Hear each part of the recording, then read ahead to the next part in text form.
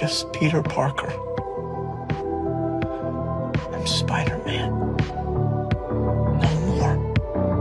என்னதான் Andrew Garfield Tom ஹாலண்ட்ல இருந்தாலும் ஏன் நிறைய பேத்துக்கு டாபி மெக்வயரை பிடிக்கும் தெரியுமா?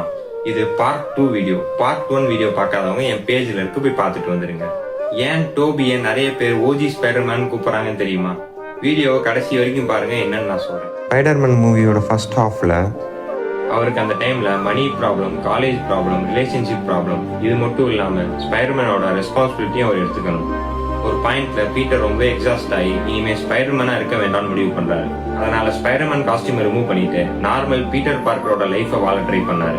கொஞ்ச நாளைக்கு ரொம்பவே ஹாப்பியா இருந்தார். ஆனா கொஞ்ச நாள்ல சிட்டில இருந்த மக்களுக்கு ஒரு பிரச்சனை வருது.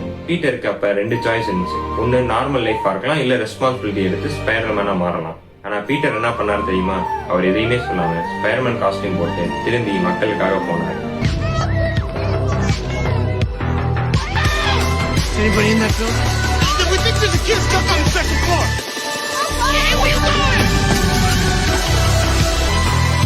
அந்த மொமெண்ட் தான் டோபி ஸ்பைடர்மேனை எல்லாத்துக்கும் ரொம்ப பிடிச்சிச்சு. Not because he is stronger or cool, because he chooses responsibility even though nobody forcing him to. And கொஞ்சம் வருஷங்கள் கழிச்சு ஸ்பைடர்மேன் நோ வே ஹோம்ல டாபி ரிட்டர்ன் ஆனாரு. 19 வருஷம் கழிச்சு டாபி திருப்பி ஸ்பைடர்மேனா வந்தார். ஸ்பைடர்மேன் ஃபேன்ஸ்க்கு நோ வே ஹோம் ஒரு பெரிய ட்ரீட்டா இருந்துச்சு. டோபி வெறும் ஸ்பைடர்மேன் மட்டும் கிடையாது, a part of everyone's childhood. உங்களுக்கு ஸ்பைடர்மேன்ல யாரை பிடிக்கணும், நெக்ஸ்ட் யாரை பத்தி பேசலாம்னு கமெண்ட்ல சொல்லுங்க. நான் உங்களை இன்னொரு நல்ல வீடியோல வந்து பாக்குறேன். அது வரைக்கும்